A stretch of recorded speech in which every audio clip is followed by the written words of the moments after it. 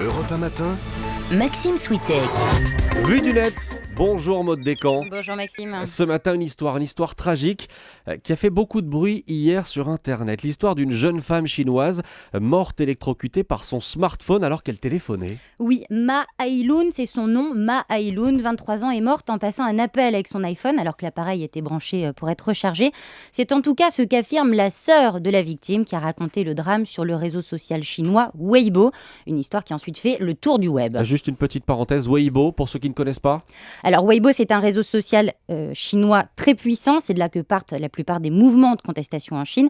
Alors c'est une sorte de mélange entre Facebook et Twitter. Weibo en chinois, ça veut dire microblog. Donc vous l'aurez compris, c'est un réseau qui permet aux internautes de poster des petits messages sur la toile comme nous le faisons sur Twitter. Sauf que la force de frappe de Weibo est beaucoup plus importante. Plus de 400 millions d'internautes chinois possèdent un compte Weibo, là où seulement 3 millions de Français possèdent un compte Twitter. Donc quand on parle de buzz sur Weibo, ça touche pas mal de monde. Et c'est sûrement pour cette raison que la sœur de la jeune femme électrocutée a donc choisi ce média pour diffuser son message. Exactement, et elle a posté une série de mises en garde pour les utilisateurs de ce type d'appareil, très populaire en Chine, mais elle a aussi appelé le constructeur du téléphone, le géant américain Apple, à s'expliquer.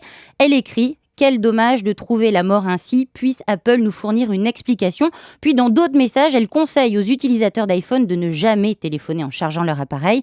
Ces commentaires ont suscité de vives réactions chez les internautes chinois, des réactions d'inquiétude mais aussi de scepticisme. Par exemple, s'il y a de véritables incidents, il faut que l'on fasse davantage attention en utilisant nos téléphones, souligne un des membres de Weibo. Et puis il ajoute: mais quelqu'un n'essaierait-il pas de salir la réputation d'Apple ? Pourquoi est-ce qu'il dit ça ?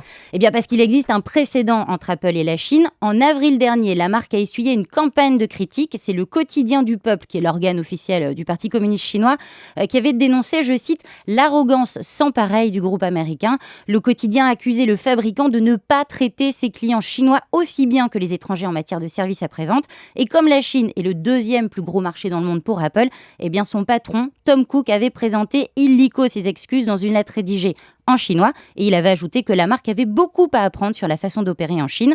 Les messages postés sur Weibo ces derniers jours ont donc été pris très au sérieux par la marque, qui a annoncé qu'elle allait mener une enquête approfondie sur la mort de la jeune femme. La police chinoise, elle a confirmé que Ma Hailun est bien morte électrocutée, mais elle a souligné que l'implication du téléphone restait encore à vérifier. Voilà de quoi raviver les tensions entre Pékin et le constructeur américain. C'était Vue du net, merci Maud Descamps.